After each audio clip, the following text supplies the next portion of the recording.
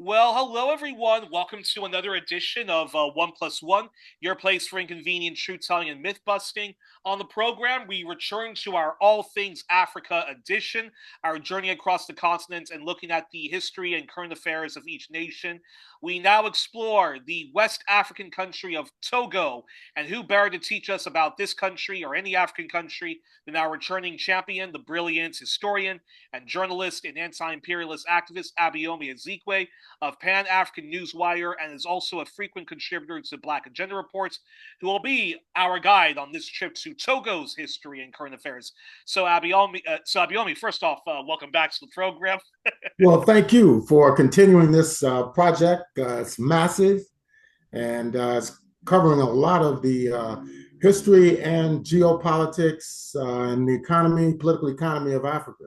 That's very Well, important well, during well, this as period. well as always, Abayomi, thank you so much for that, and it's always an honor and a real privilege to have you as our history teacher. So, All right. and of course, folks, please help One Plus One by sharing widely our content.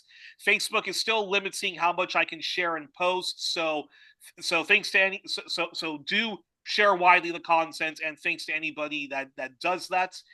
And as always, please donate generously to not just Pan African Newswire and Black Agenda Report, but donate generously if you can to One Plus One. Share all of our content, past and present. Help us overcome the far right algorithms and the monopoly of Western corporate media and state media that they have in the social media world by, again, sharing One Plus One's content and, again, donating to us. And now, on to the topic at hand. Togo. So, Abayomi, as always, tell us what was Togo like before both German and later French colonization, and what were the conditions of the people when Germany and later France colonized Togo? Well, Togo is a term used to define this area. It means behind the river. The There are two main groups, language groups there, the Bay speaking people, and there's also the Iwe, who constitute a large portion of the Togolese population, and also the Fan. Uh, this area today is bordered by Ghana, Benin, as well as Burkina Faso. Historically, the territory is rich in culture, in philosophy, as well as religion. Going back centuries to the period in Europe, which was considered the Middle Ages, there's evidence of human habitation in the area, which is today considered Togo. There's artwork which has been recovered from this period. There is also statues that have been recovered from the ancient Togolese civilizations. And also, there is evidence of the production of iron in making tools and other essentials within the ancient and traditional societies. In terms of religion, it's quite interesting. We hear about the Vodun. That was a center of traditional African religion in Togo, along with other neighboring areas such as Dahomey, which is today, which is today Benin, Yeah. and also the Gold Coast, which today is Ghana after 1957. So yes, this is an area that is very rich. It had close contact and trade with the Yoruba people, and also the Akan-speaking peoples, which are associated with Ghana and Cote d'Ivoire. It's interesting about the traditional religion. They had a woman supreme being, a goddess named Mawu, and that is quite interesting because traditionally people do not think of a supreme being as being female. They typically considered as being male. Some are age, non-gender defining. But it's quite interesting that this was the particular situation in Togo. Then later, during the 1840s, we had the intervention of the German Lutheran missionaries. And they worked very hard to try to convert people from their traditional religions to the religion of Christianity. Now, in terms of Islam, I have not found any information to suggest that it had an impact on the Iwe and the Fan, particularly in this area, this particular geopolitical region of West Africa. Now, at the same time, there's a patrilineal system of societal organization. Now, whether this is, although women traditionally have played a key role in the economy of the country, particularly within the marketplaces in both Togo as well as in Ghana. But it's not clear to me whether this patrilineal organization of society is a result of traditional beliefs or the intervention of Western imperialism, which has been going on for centuries. This area was designated, along with Nigeria and Dahomey, as the so-called slave coast, meaning there was a focal point for the Atlantic slave trade.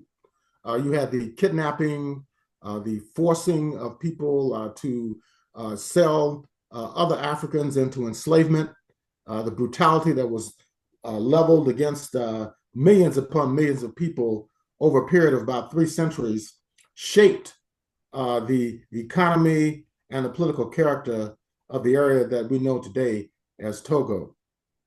Now, the Germans continued their involvement, and eventually they, after the Berlin Conference of 1884 and 1885, were designated as a protectorate over Togo, which of course means classical colonization. Yeah. And this took place from the late 19th century all the way up until 1905, when Togo was designated as a German colony. Now, the Germans were very, very brutal in their approach. They mandated forced labor to produce agricultural products such as cotton, palm oil, and other commodities. It was a very, very vicious and a very exploitative system. This went on all the way up until around 1914, of course, when you had the beginning of the First Imperialist War. Yeah. And that involved a rivalry between various European imperialist countries for control, not only of Europe, but also areas outside of Europe. And Africa was a particular focus of World War I. And despite the fact that you had the Berlin Conference in late 1884 and early 1885, within less than 3 decades, there was extreme tension and conflict over dominance, which European imperialist country would be dominant on an international level. So in 1914, 1915, there was an intervention into the area of Togo, Togoland, in an effort to dislodge France. France and Britain moved against the Germans in order to dislodge them from this colony. So after World War I, the area was partitioned between France and Britain. You had British Togoland, and you also had French Togoland. So this is what happened all the way up until about the period of 1920. And very briefly, if it's possible, how were the Togolese treated by the French colonists? Oh, just as bad, if not worse. The area was partitioned. As I mentioned, part of it was given to the British, which was largely managed alongside the Gold Coast. And then the other section was given to the French, which managed the area alongside their own French colonial territories, which we had talked about extensively over the last few programs. Now, in terms of religion, we talked about the intervention of the German missionaries, later the French missionaries. So approximately 90% of the population converted to Christianity, although about 10% still maintained their traditional religious beliefs, voodoo. Uh, and and and and and that, and, and, and, and I believe more people even speak that than French, which is an official language. yes, they do. And that is a direct result of developments that occurred after World War II, leading all the way up to the independence period of the late 1950s and early 60s. But as I mentioned before, it was a horrendous system, first known as the Slave Coast, and then later as German Togoland.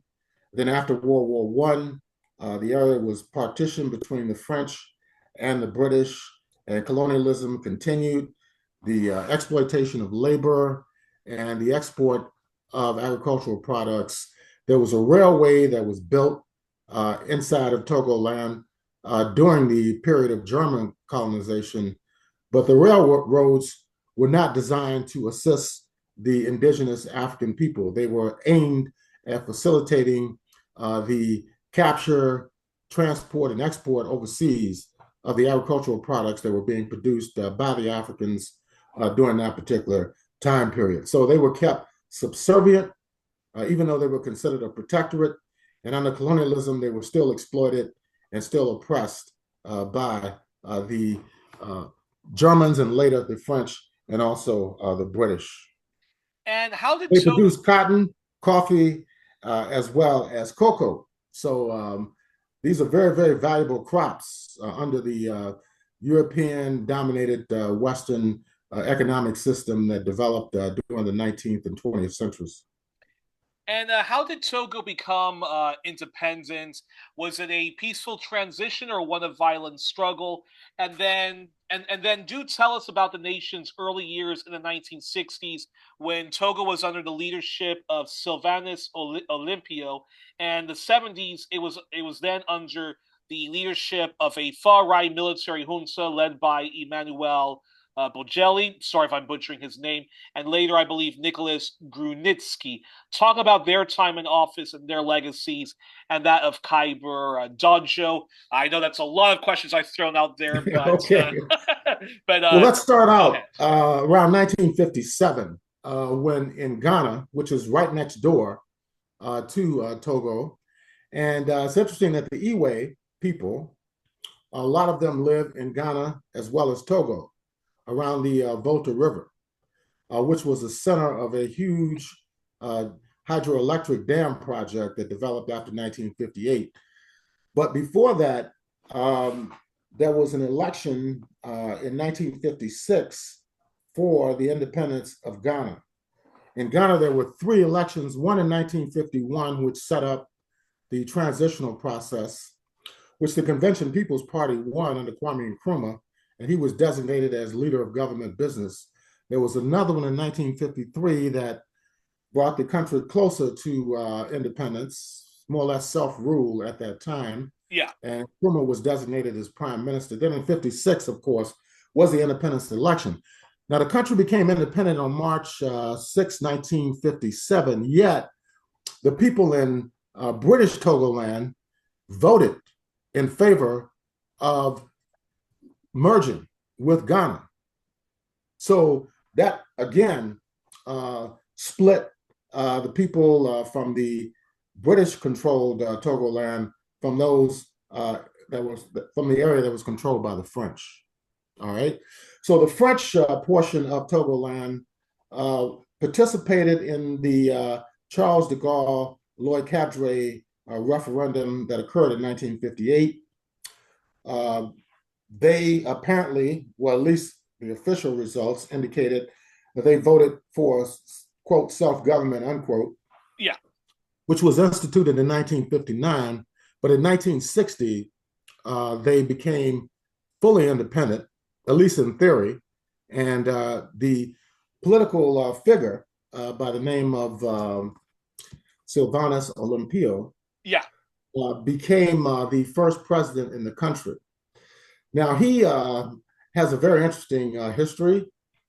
He led a group called the Togolese Unity Committee and later the Togolese Unity Party.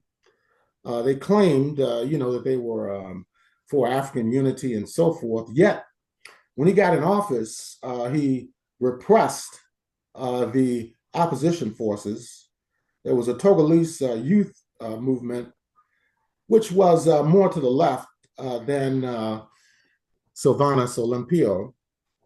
And that party did not become dominant during the independence phase. And in 1960, 1961, Olympio began to consolidate his authority within the country. Later, he banned all opposition parties and pretty much became a one-party state, but a right-wing one-party state. Okay. And then later, in early 1963, Olympio was assassinated and his government was overthrown by the military. This happened in 1963. So this is one of the early coup d'etats, military coup d'etats that occurred in West Africa in 1963. So this probably stemmed from the banning of opposition parties in late December of 1961. And to and And and, go and ahead. and and and to the three leaders that succeeded Sylvanus Olympio, did they all continue more or less the far right agenda that he had already advanced? Yes, it's interesting. Nicholas Brunitsky, Yeah. who was in fact the brother-in-law of Sylvanus Olympio, he was Oh married to wow. his sister, uh, Yeah. wound up. Now he was one of the leaders in the Togolese Youth League, which was considered more to the left during the 1950s. But he was installed by the military after the coup in 1963, and he governed for about 4 years. But he pretty much maintained the same political orientation as the previous government, interestingly enough. And then Brunitsky was overthrown. They coup and more or less a palace coup. And after that, Iyadama Nasingbe, who was also a military officer, became the head of state. And he was very dictatorial, right wing in terms of political orientation. He maintained wait. Abayomi, can you say that person's name again? Nasingbe Iyadama. Okay. Yeah, he was the Iyadama Nasingbe. He was a military officer. He ruled from 1967 all the way up to 2005. Absolutely amazing. Okay. So that family has been dominant in Togo for decades. In, We talked about 1967 all the way up to 2005. And even after 2005, after the death of Iyadama, his son, Fure Nasingbe, was designated as the new head of state, even though there was someone else within the parliament who was supposed to be the heir apparent to Iyadama. Now, so talk to us about Iyadama's time in power, because Togo by the late 60s and 70s was under yet another far right military dictatorship, and under the leadership of Iyadama, whose party Wikipedia describes was very far right, the Rally for Togolese People. Its ideology, according to Wikipedia, is rooted in African nationalism, right wing populism, and this I find an interesting term, tropical fascism, whatever the hell these two terms mean. But it's a very far right party led by a far right institution, the military. Talk to us about his time in office, and then also talk to us about what has been Togo's relations with Western imperial nations like France, the U.S., the U.K., Canada, and Western Europe. And during the Cold War, what was its relations with the USSR and the Eastern Socialist blocs and others explicitly allied with the USSR, like Cuba and other far left countries like China and North Korea? Yeah, they have recognized the People's Republic of China. They have relations with Cuba, as well as the Democratic People's Republic of Korea, which is positive. Yet, they also have very close relations with the Western imperialist countries. For example, they joined the British Commonwealth in 2020, some 5 years ago, even though they're a French speaking country, they were colonized by France. The British Wow, portion that's of strange. Togoland joined Ghana way back in the late 1950s, but they did join the British Commonwealth. And that has happened with other African countries. For example, Rwanda, which is a former German and Belgian colony, did join the British Commonwealth. I think they're doing this thinking that it would help the economies of their country, but it still remains an agricultural producing state, and they export the agricultural products. So therefore, the country still remains highly underdeveloped as a nation state. So yes, the economy has been not doing very well for decades, and it has led to periodic rebellions, uprisings, efforts to democratize the political system. For example, in 1998, they had huge demonstrations inside the country. There was development of a Pan-African national party. Uh, they had tremendous support, but a lot of them were arrested, imprisoned, driven into exile, and Nasingbe has still been able to maintain political control over the country all the way up until today. There was just elections held there Yeah, several months ago. exactly. Well, you already sort of answered this question. So Togo in the 1990s was still ruled by Mbasi, and then later his son took over power. Then later his son took over power from him.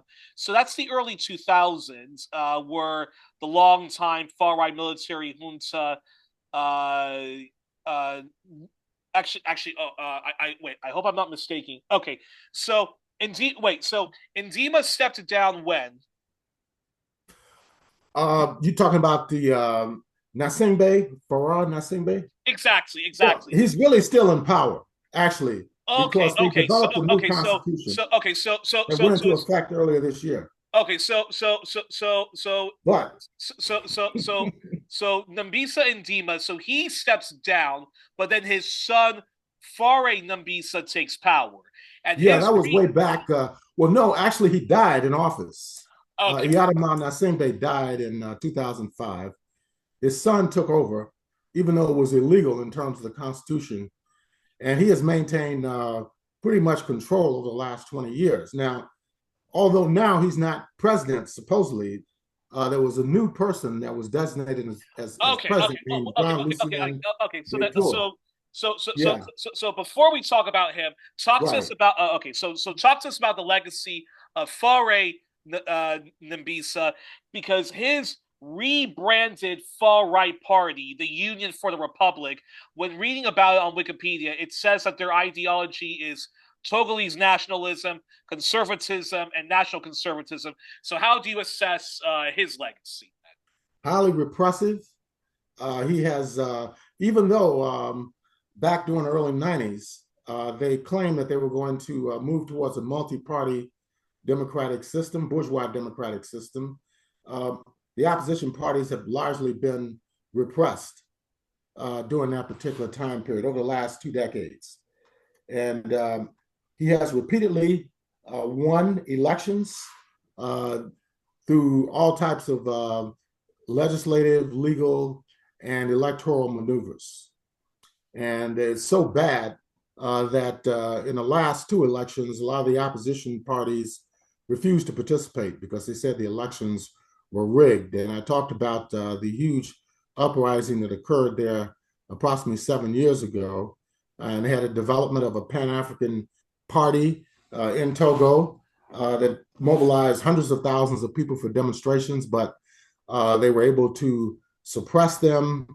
and to imprison people and drive them into exile. So that is the situation. So even though they claim to be a multi-party democracy, in effect, the family backed by the military has been able to suppress any type of genuine and particularly progressive opposition forces from taking power. I mean, it looked very promising back in 2018 when you had the huge demonstrations. They said it was based upon politics, Pan-Africanism, but they were not able to prevail against the military-backed regime of Nasingbe. And during the 19 I believe it was the 1970s, but so and during the 1970s and 1980s and even in the 1990s, didn't uh, Edema's reign included a lot of privatization, and did his son more or less continue that wave of privatization, which continues to actually undermine Togo's sovereignty and also undermine its ability to actually advance and become a modern economy, correct?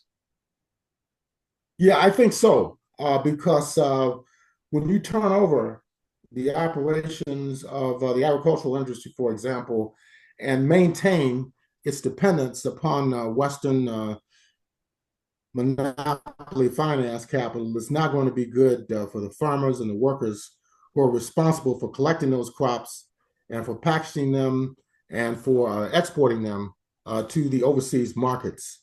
So the country still remains highly underdeveloped. A lot of the people are impoverished, and that is the ongoing situation. The population is approximately 8 to 9 million people, and they are still struggling, trying to develop the economy. But the political situation in the country remains highly repressive, even though Jean-Lucien was designated as president of the country. Nasengbe still remains the chairman of what they call the state council. Oh wow, Which okay. where is where the political power is in actuality. So I guess criticism, in order to deflect criticism from the West, and also try to make it appear within the African continent, within the African Union, the Economic Community of West African States, and so forth, that it is a democratic country, he has purportedly stepped aside, but in stepping aside, he still maintains the chairmanship of the state council, which is the main source of power inside the country. The person who is designated as president is largely a ceremonial position. They're claiming now that the base of the authority in the country is in the state council and within the parliament. But we know, in actuality, it's Nasingbe who is calling the shots behind the scenes, or Oh, not so behind the scenes. oh wow. Yeah. So in that case, so Togo often tries to pretend that they even practice basic liberal democracy, which which is a fraud when we talk about places like Africa. So then how do you assess then the leadership or the fake leadership of of uh, Bano Abbas Mathieu, if he even has a legacy or leadership to even speak of? Now you mean the opposition leader or the No, I believe this was an independent who came before Jean-Lucien Savi de Tovo came into power. yeah, well, I think they were probably um, under the control of the powers that be Yeah, inside the country. They may have been ceremonial leaders, but they do not have any real authority outside of the military, which is still controlled by the Nasengbe family. and so how do you assess? So that's a perfect segue to this question. And you already sort of talked about him a bit. So then, how do you assess the current government of Togo under the leadership of Jean-Lucien Savi de Tovo, who actually was once a member of the far right ruling party and dominant military backed party, the Rally of the Togolese People. The party he's associated with now, though, is called the Pan African Patriotic Convergence. According to Wikipedia, it's a center-left party that believes in Pan-Africanist leftism. So I'm curious, what's your assessment of this man and this party that backs him? Well, he's just been in that position now for about 3 months. We'll have to see what he can actually do. If the name is characteristic of the actual domestic and foreign policy orientation, it will be good.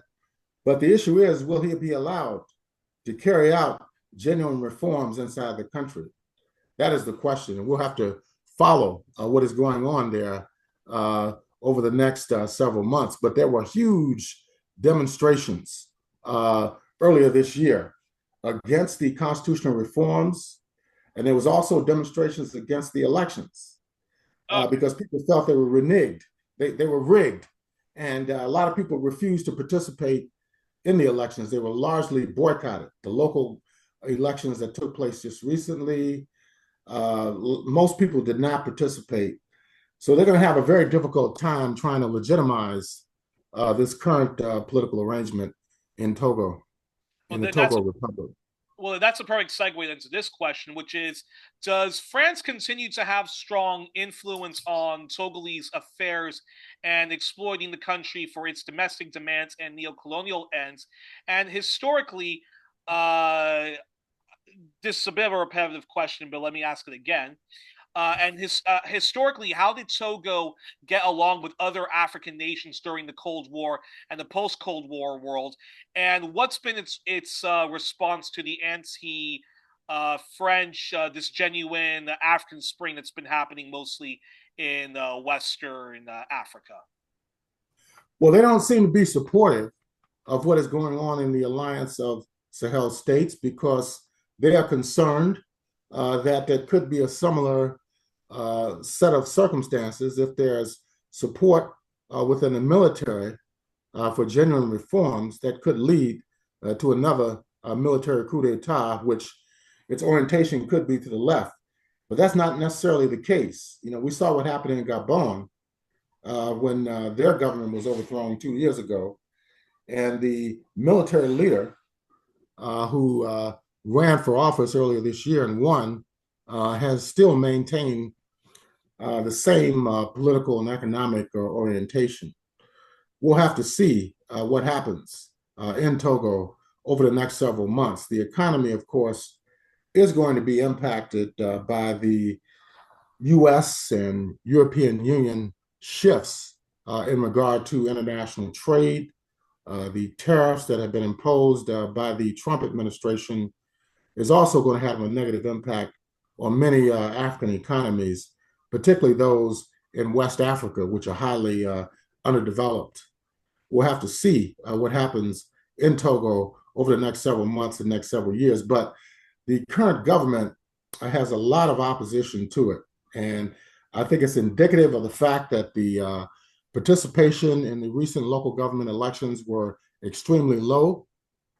So it'll just probably take a worsening economic situation that could spark new demonstrations inside of Togo. So it looks like the masses there are ready for fundamental change. They just don't have the organizational capacity to affect a genuine transformation of the government there and its political orientation. And is Togo very close with both historically Togo? It continues to be very close with both France, but you also mentioned it's a member of the British Commonwealth. So does the UK imperialist state also have a very reactionary influence in the Togolese affairs and propping up the far right military and so forth?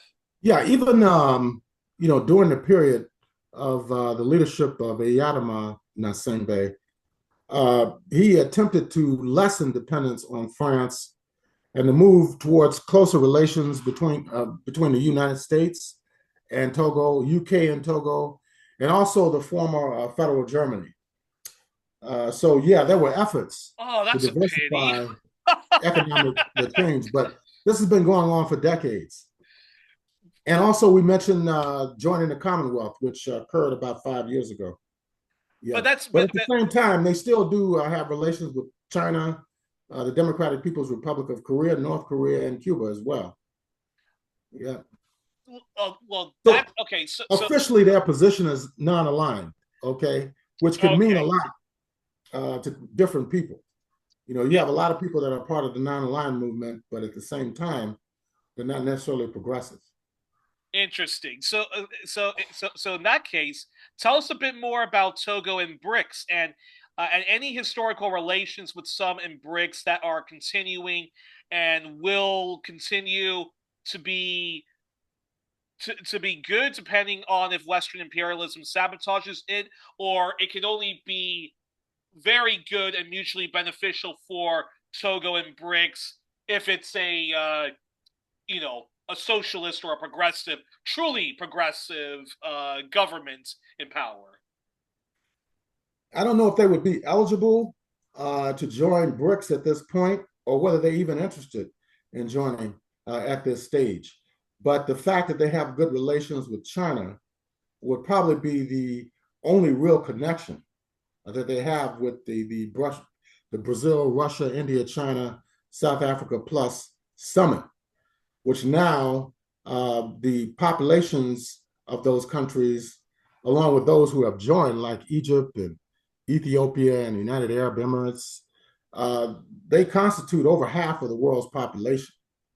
So this is why the imperialists are quite concerned.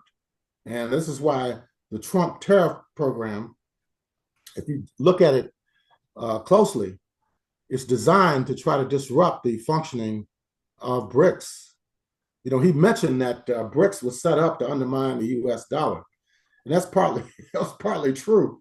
They do have a policy of moving towards de-dollarization, and even countries like India, for example, which have been close to the United States, but also close to the Russian Federation, they slapped 50% tariffs on their goods, which is going to be extremely disastrous because they produce and export a lot of pharmaceutical products, textiles, and other goods. And it's going to raise the prices of these commodities inside the United States. It could impact the purchase of Indian products inside the United States. So, yeah, what's really needed there, and this is my opinion, is a fundamental transformation of the state, the character of the state in Togo, which has suppressed genuine democratic debate and discussion and practice for decades, going back to the early days of independence in 1960 under Olympio, where he banned all other political parties and aligned himself heavily with France and became a proponent of the Cold War. So yes, I think it needs to be a fundamental shift in the overall political character of the Togolese Republic.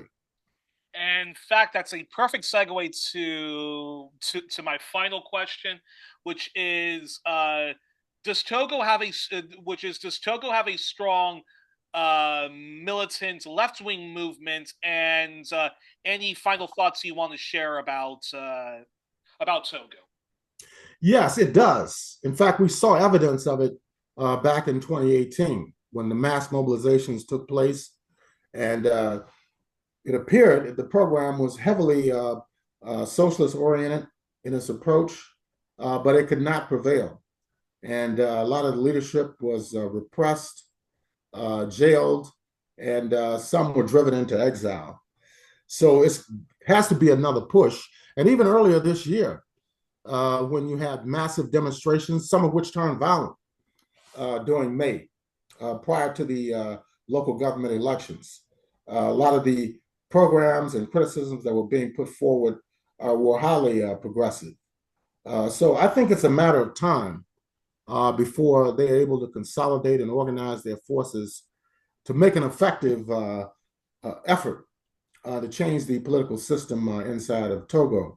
It needs to, of course, move towards more of an industrialized type economy and to work closer with its neighbors, for example, Benin, Ghana, Burkina Faso.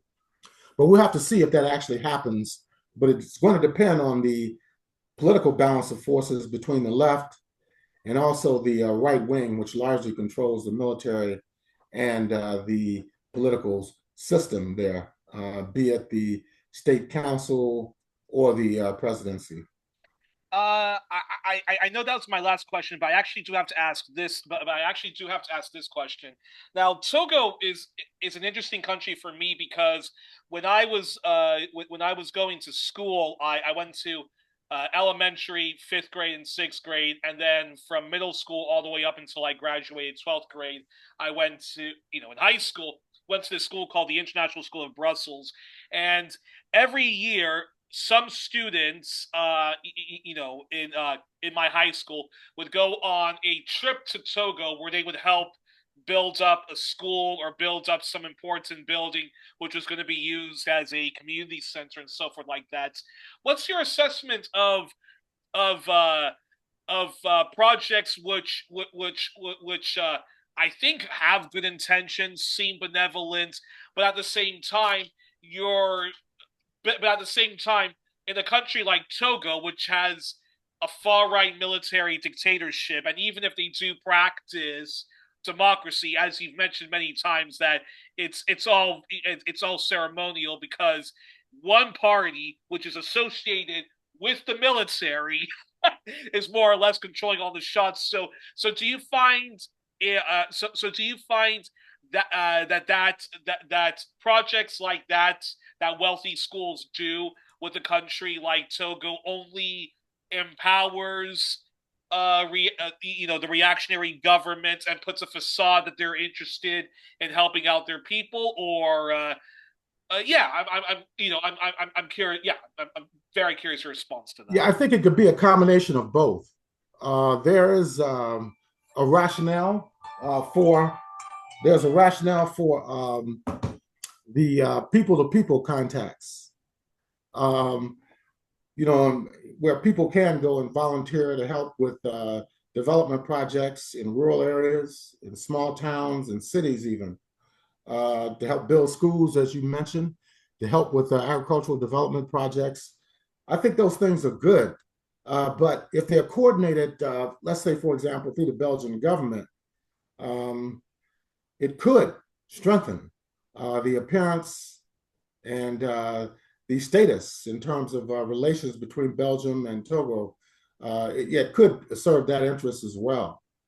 So I'm not sure exactly what the project was or how effective it was, but I'm not against people to people contacts and projects that are ongoing.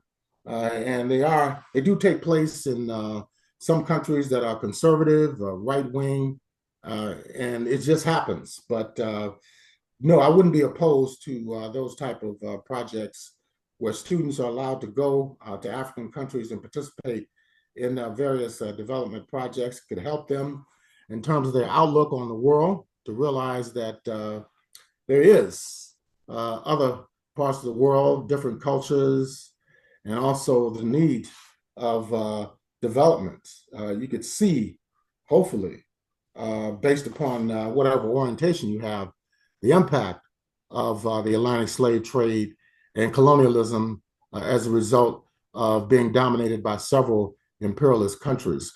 I mean, in Togo, you go from the traditional societies, which have their own religion, their own culture, their own technologies, to being dominated as a result of the Atlantic slave trade and being designated as uh, the approach to the Atlantic slave trade being designated as the slave coast, along with areas of Ghana and Benin and so forth, and then going to be totally dominated by German missionaries from the Lutheran Church, and then later having their own traditional religions suppressed, for example, like Voodoo.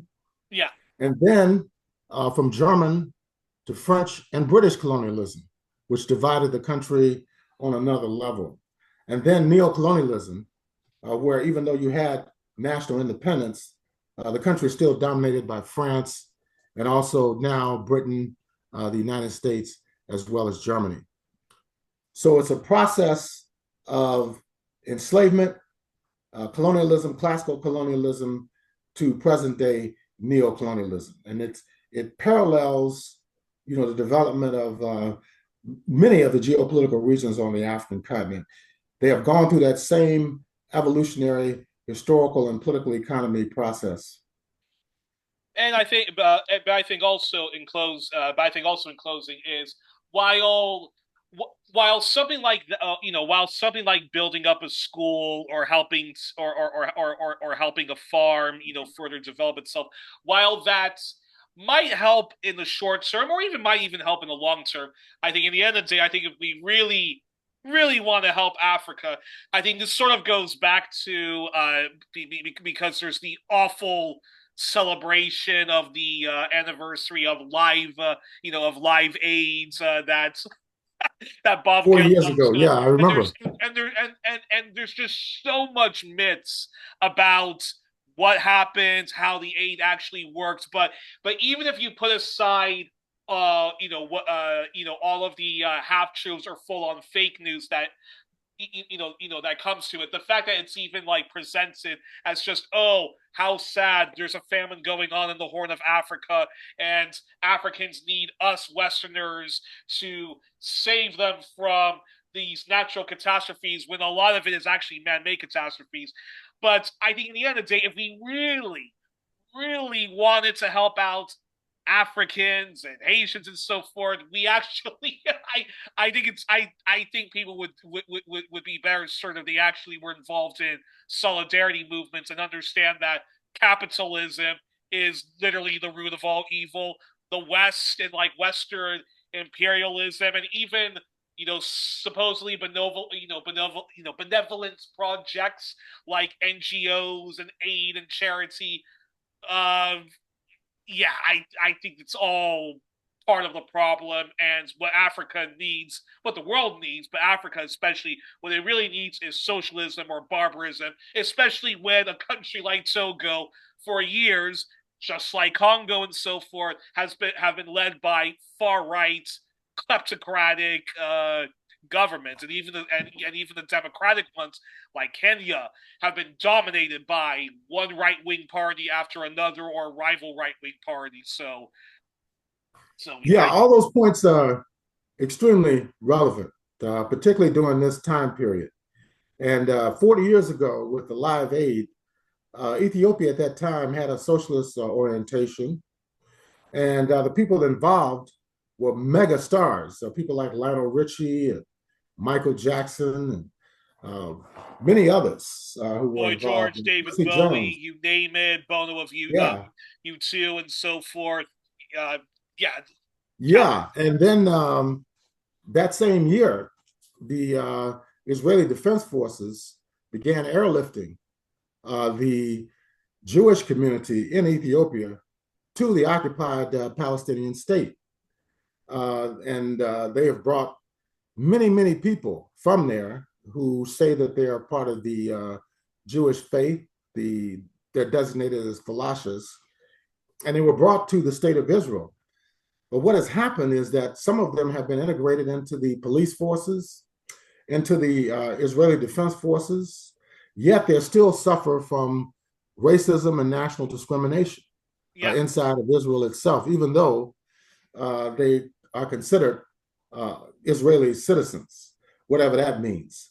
exactly. So it's a really a tragic situation that has occurred there because they used the famine in 1985 to both undermine the efforts to build a socialist state, to bolster the Zionist state in Palestine, and also to point out and to try to make a point that Africans cannot feed themselves. They cannot manage their own societies, particularly if it has a socialist orientation, which Ethiopia did 40 years ago. So these are the tragedies. And I think this ties into what you're saying, is that we cannot rebuild Africa. We cannot build Africa into a modern, developed state using charity. Charity based upon the efforts of European imperialist countries who are at the root of the underdevelopment of Africa and have been for the last 5 to 6 centuries. So if you look at a country like Belgium, for example, which had colonized Congo, Rwanda, as well as Burundi, and killed millions upon millions of Africans, and set the stage for what is happening even today in the 20th and 21st centuries, is a tragedy. And that whole process has to be reversed. And it's going to take a lot of work to reverse it. Nonetheless, at the same time, I think the masses on the African continent are ready, for the change. They just need the education, and they need the political education and the organization and mobilization to transform those societies. We already see and incidents as well as true solidarity, which is yes, what I mean by solidarity is that when a Patrice Lumumba is in power, it's imperative that people on the West mobilize against their right. governments from sabotaging that government, because it's Mm-hmm. quite scandalous how actually uh, the CC the I think the CCF, basically the NDP before was the NDP major socialist party in Canada, supported the undermining of Lumumba and the murder of Lumumba, and you have other unions that also supported the sabotage of African countries, that supported the overthrow of Nkrumah. That we're going to be discussing that next week, and even the overthrow of Thomas Sankara. Where was all of the mass mobilization against against that Western imperial crime and so forth? So, and of course a lot of times and I even hear this amongst Africans sometimes, whether you can argue that they're bourgeoisie, so that's probably why they recycle an argument like, "Oh, Africans, like we just can't get like our affairs in order," but it's like, no, like the West, Exactly.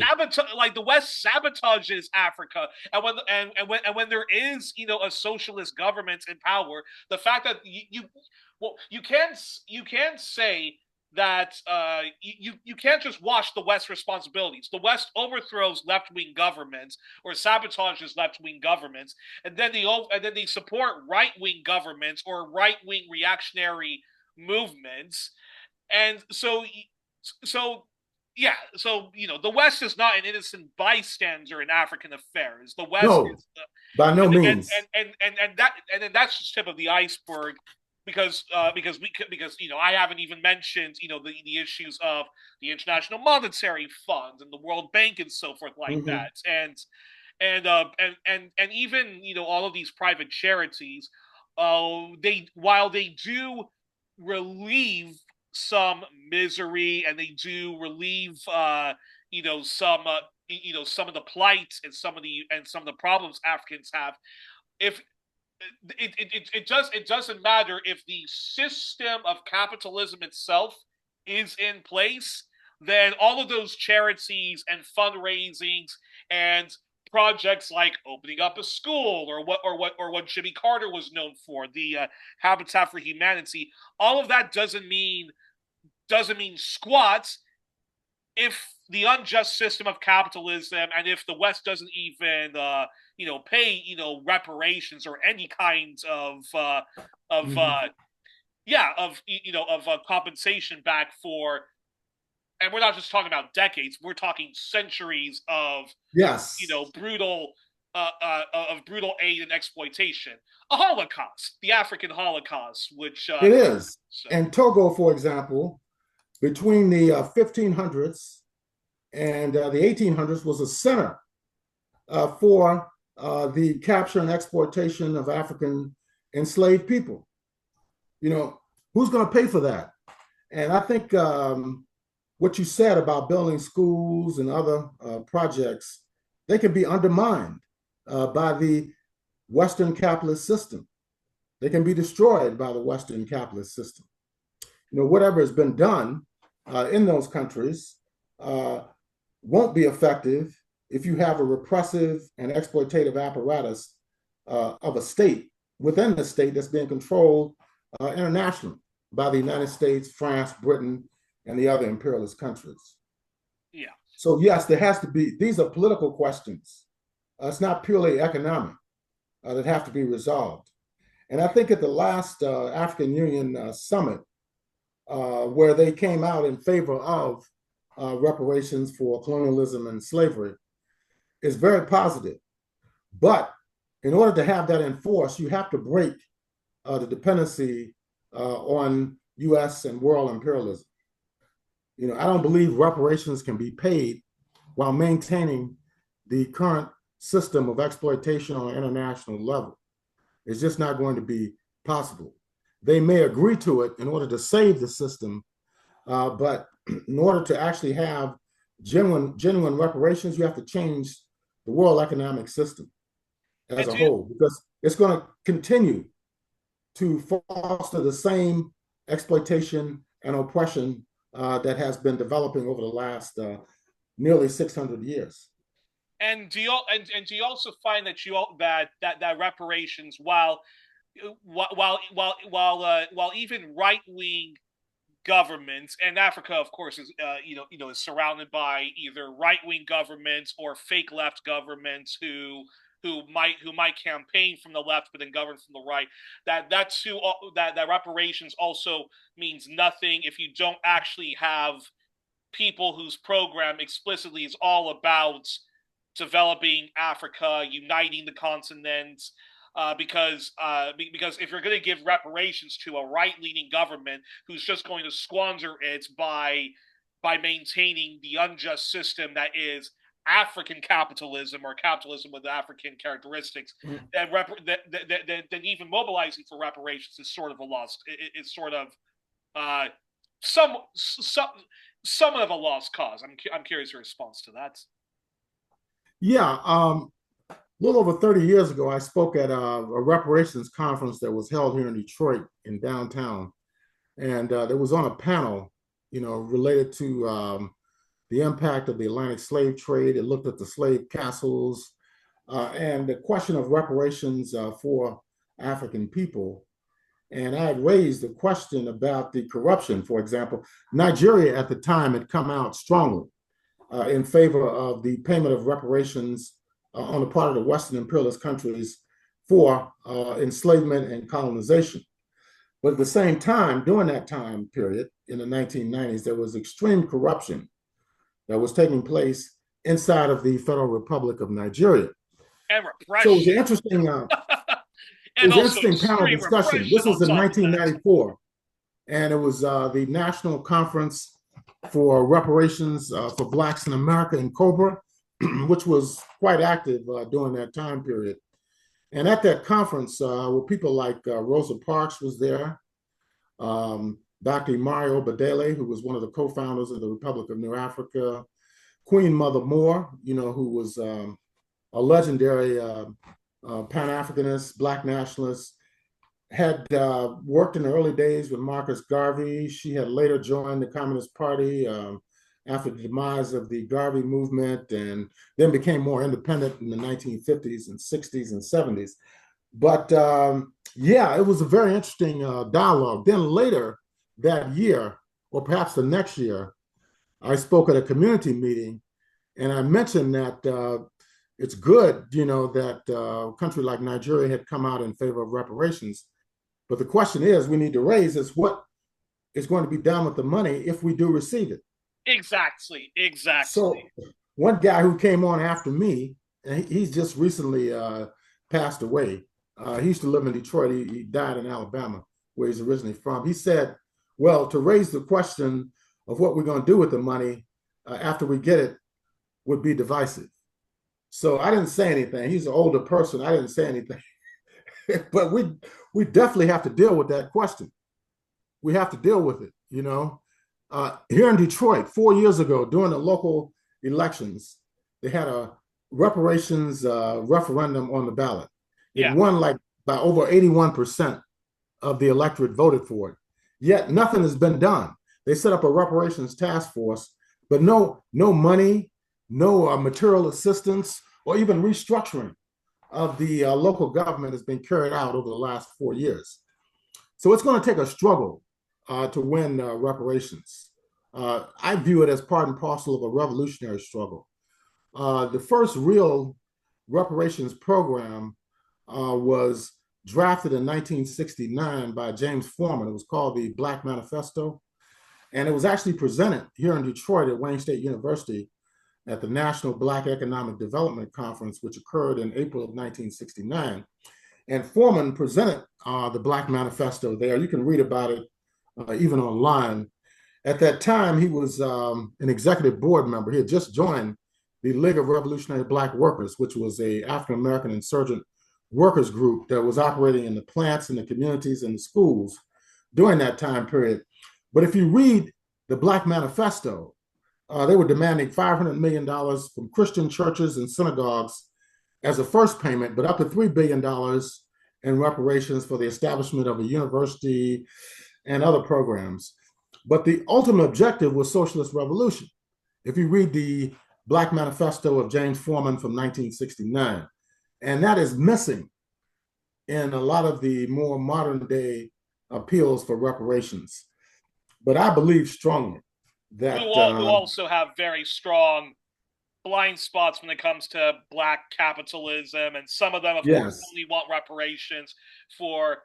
I mean, if we talk about the American context, you have some who only want reparations for black descendants of slaves in the U.S., which I do understand. But the fact that you want to separate yourself and you don't even want to be part of a larger Pan-Africanist movement, and that in fact that you're even hostile towards your fellow people who are suffering in Africa, in Haiti, in Latin America, and even in Canada. Canada's no racial paradise. I just find that those movements to just also be bizarre, and just I find them and I trust my red flags when it's like, okay, yeah, I don't want to be really involved in. No, I find them reprehensible, and I find them reprehensible, and I believe they're a byproduct of some type of Central Intelligence Agency initiative or some far right wing think tank, because it makes no sense what they're saying. How do you divide people who have been enslaved and colonized? People in the Caribbean suffered enslavement and colonization just like people in North America. In Brazil, they suffered it. On the African continent, we've been talking about it for months. The Slave Coast, even further south, Equatorial Guinea and Gabon were heavily devastated by the Atlantic slave trade. So how can you say that their suffering has nothing to do with your suffering? It's just a bizarre type of construction.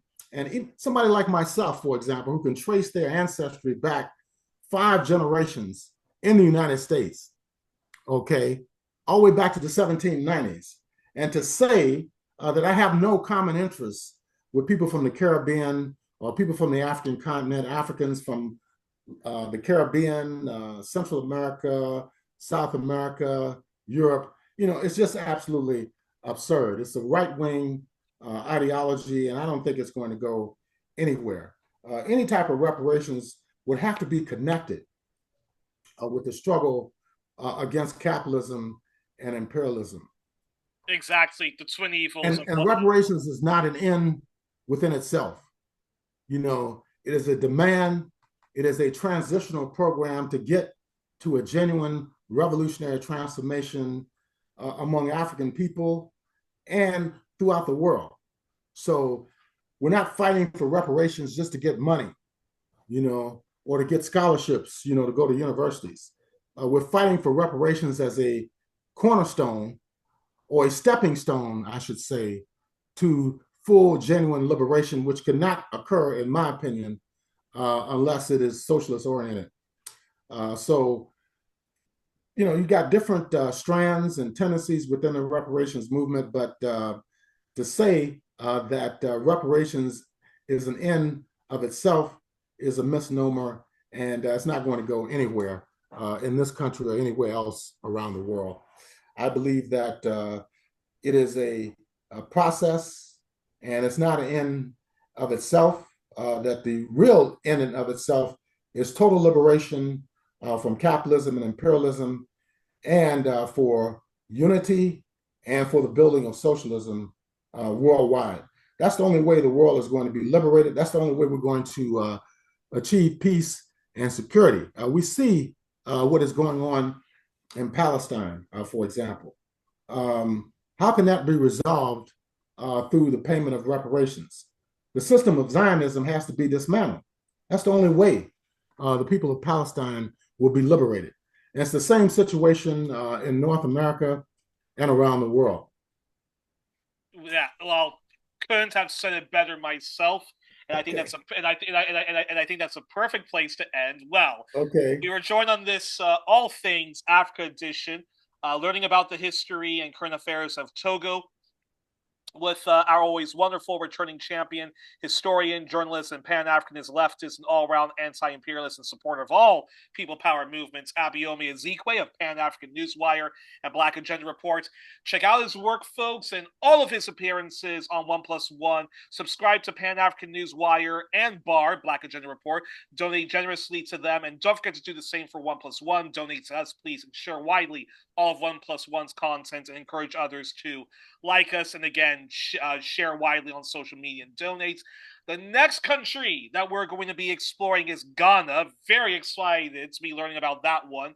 So join us next week for that. And have a great weekend, folks. Good night and good luck. And also, before we close, happy birthday to Dua Lipa. And on this Pride Month, and as one of the few people who has spoken up for Palestine, check out Dua Lipa's music and so forth. And also, this episode is also dedicated to the memory of Dr. David Hayward, who sadly passed away. He was a brilliant history teacher whom I knew and befriended during my high school days. So rest in peace, oh wise one. And I will make sure to listen to lots of opera music while I'm reading Tarek Ali's book about Winston Churchill.